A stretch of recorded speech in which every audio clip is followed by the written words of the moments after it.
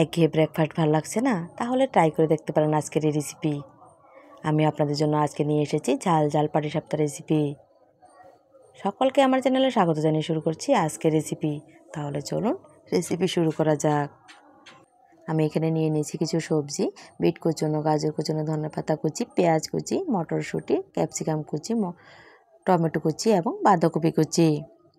ওভেনে কড়াই বসিয়ে দিয়েছি, দিয়ে দিলাম পরিমাণ মতো সর্ষের তেল। তেলটা গরম হয়ে গেলে একটু নেড়ে চেড়ে দিয়েছি।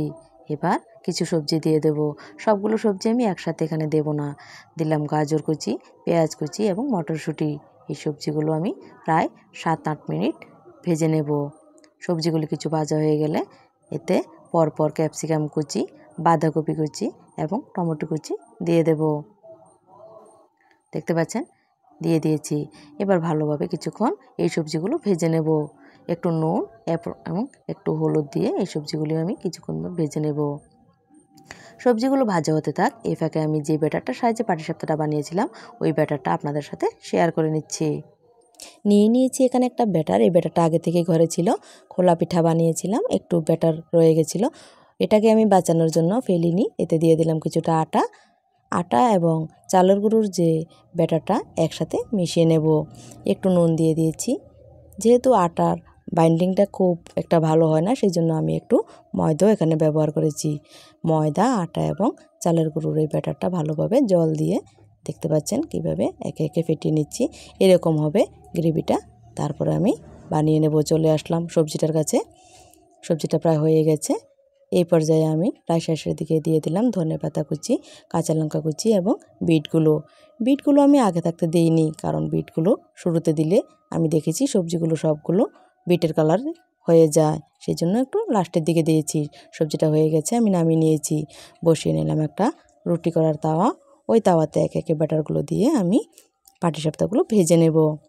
মিষ্টি পাটিসাপটা আমরা সবাই খাই, একবার ঝাল ঝালি পাটিসাপটা খেয়ে দেখবেন, আশা করি মন্দ লাগবে না।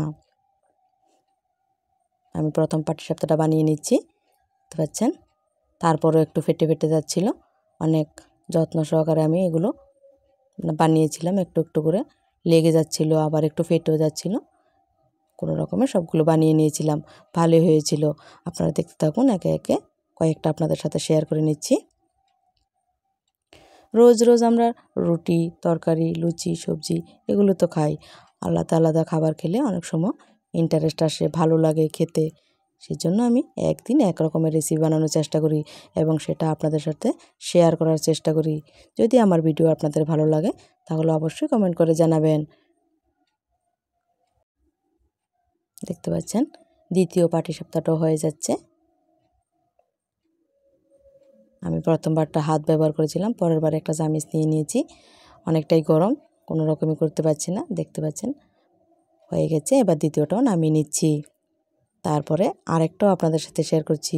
একটা একটা করে সবগুলোই আপনাদের সাথে শেয়ার করে নিচ্ছি। চটজলদি একটা খাবার, এমন কোনো সময় লাগে না। সকালের ব্রেকফাস্টে আপনারা ট্রাই করে দেখতে পারেন। আমার এই পিঠাগুলো যদি আপনাদের দেখতে ভালো লাগে তাহলে অবশ্যই লাইক, শেয়ার, সাবস্ক্রাইব করে দেবেন।